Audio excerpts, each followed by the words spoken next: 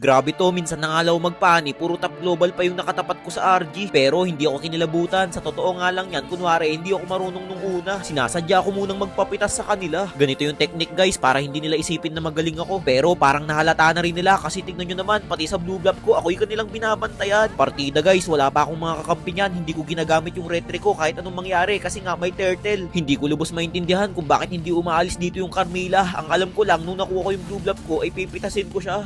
Kung mapapansin nyo guys, puro 2 cables muna yung ginagamit ko para masurprise sila mamaya sa ipapakita ko. Mabibigyan ako dito ng link na top global kasi nga hindi natin may pagkakailan na may galaw talaga siya. Kita nyo naman kahit nasa loob ng tore, pinapasok niya ang aking mga kasama. Nagmamakaawa na yung MM namin sa botlane kaya dinalawan ko na. Labis na nagulat yung mga kalaban kasi kumikable na ako sa kanilang harapan. Sa pagkakataong ito, patuloy pa rin ang aking pagpapanggap na hindi ako talaga magaling mag-cable. Binibigyan ko na lang muna sila isa-isa para hindi malaman ang sikreto ng bida. Puro objectives muna ang aking ginagawa kasi nga guys, maraming top global sa kanila samantalang sa mga kakampi ko meron naman kaso sa iskinita. Napakaganda ng gagawin ko ditong pagtatago. Alam na alam ko na kasi yung mga ganyan habang nagpupush yung mga kakampi ko dito sila dadaan. Bali 1 cable lang yung gagamitin ko dito guys, huwag kayong mamamangha.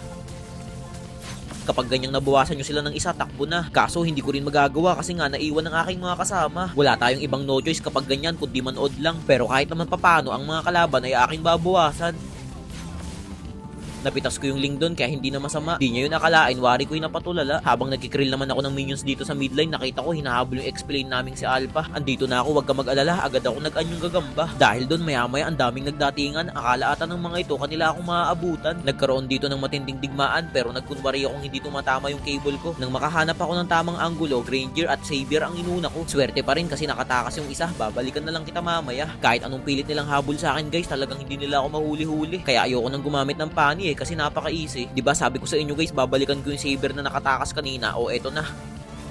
Kahit mag-tower huge ka pa, wala kang kalawa. Eto na guys, unti-unti nyo nang nakikita yung mala Spider-Man kong cables. Konti lamang yung nakakagawa nito pero isa na ako doon. Eh, baka check yan. Kala nyo, mouse cube lang alam ko, no? Medyo lamang pa yung mga kalaban kaya naisipan na naming mag-lord. Nakakatawa nga yung link dito guys, ibalak pang kumontes. Tingnan yung mangyayari sa kanya. Piu, biglang nawala. Paano ngayon yan? Wala na akong kaagaw sa retry. Syempre, ako na makakakuha nito. Sure na yan, screenshot nyo na lang. O, diba? Sabi ko naman sa inyo. Nadismaya lang ako dito guys kasi akala ko tapos na. Kita nyo naman, binawasan ko na nga sila ng isa. Hindi lang yun kasi bali dalawa, yung Carmilla pa. Wala na sana akong ititira kaso ako'y napasobra.